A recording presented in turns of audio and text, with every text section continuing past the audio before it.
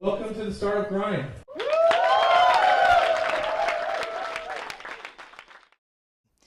Kind of in closing, after your 25 years working in the startup community and, for this group here, for me, are there any just kind of like last minute points or observations or suggestions that you would have for those of us crazy and nutty enough to stay in this business?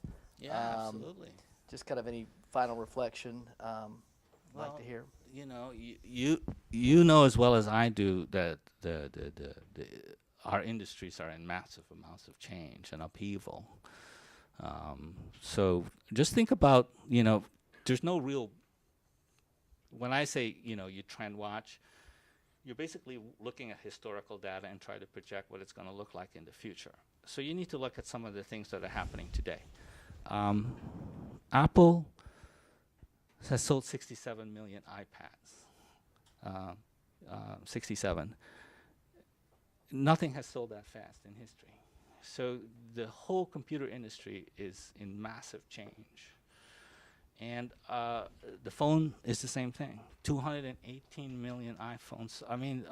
258 million iPhones sold. The numbers is simply staggering. So there's a change going on. What we need is more cloud synced apps, everything seamless.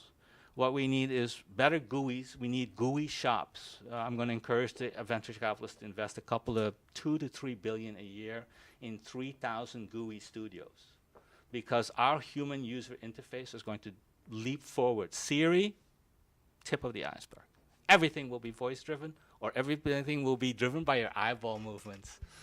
Whatever the interface is at the time, we need people who can write the software to do it. We need far more significantly cheaper web-based software. It is absolutely ridiculous today that I still use tools whose metaphors were designed in the 70s. We're talking Excel and Word. That were designed when there was no internet, no web, no social media friend requests that are, all that crap. Nothing ever should last that long in our technology industry. It's time to jump in and start thinking about what is the promise of the internet? What is the promise of the internet? That the CEO can press one button and launch a CRM campaign to the top 20% of his best customers. And until that's possible, without you having to get the IT department involved and it costing you $250,000 in software to Oracle, that's the opportunity, and there's a ton like it. Take a look at all. You don't have to be no trend watcher. What is a pain in the ass? Come up with a solution. What is a pain in the ass? You run a business? Okay, you're going to have a whole bunch of business cards tonight, right? How do you get that database?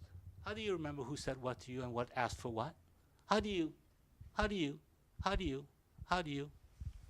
send follow-up emails? How do you, all of that stuff is retarded. Well, that sounds like a nice conclusion there. That's that was great, Michael. So I'm sorry about that. No, that was I'll take it back. No, that Mentally was great. challenged. No, It's that mentally challenged.